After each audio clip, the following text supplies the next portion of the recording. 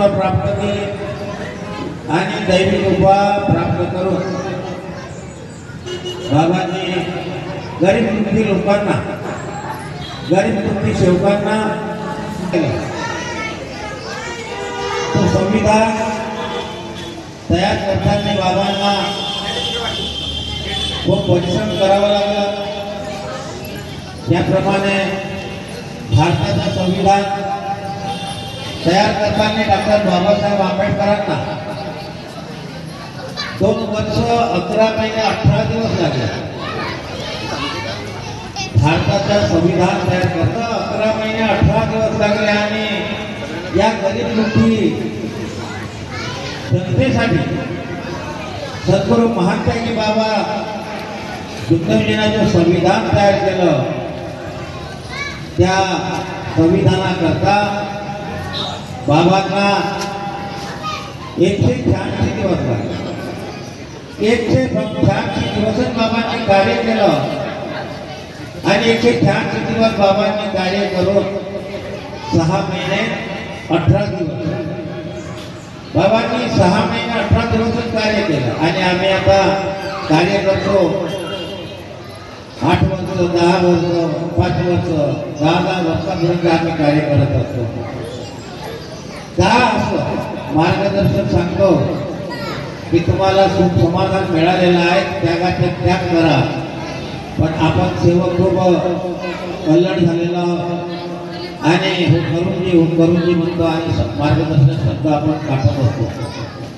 बसून तो शब्द मार्गदर्शकाचे शब्द काढून आम्ही ज्यावेळेस त्यागाचे कार्य केलं आम्ही कधी वाट पाहतो आपल्या मार्गदर्शक मुखातून केव्हा शब्द निघतो आणि आम्ही त्याग करतो असं आम्ही त्यावेळेस करत होतो।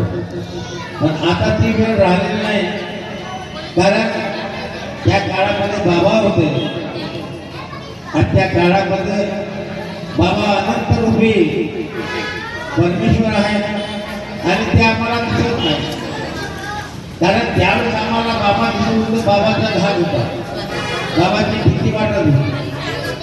आता बाबा अनंत रूपी आहे आणि त्यामुळे आम्हाला कुठल्याही प्रकारच्या कोणाचाही धाक।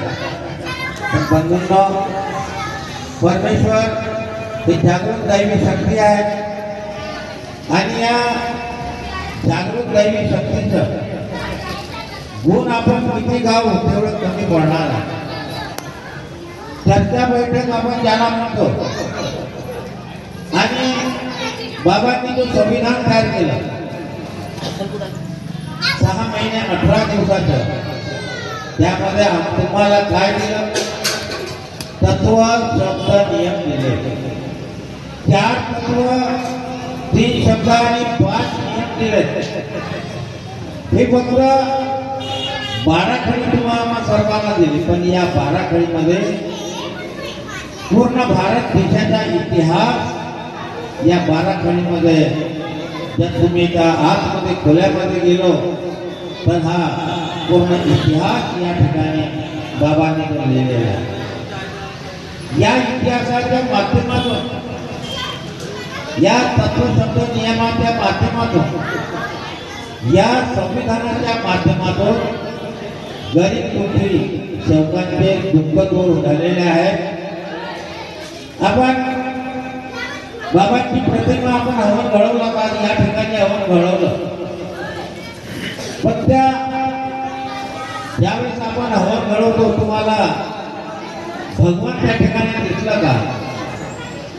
कारण बाबांनी सांगितले की त्या प्रतिमेमध्ये भगवान नाही, पण प्रथम त्या प्रतिमेमध्ये भगवान आहे असं बरेचसे अनुभव झालेले आहे।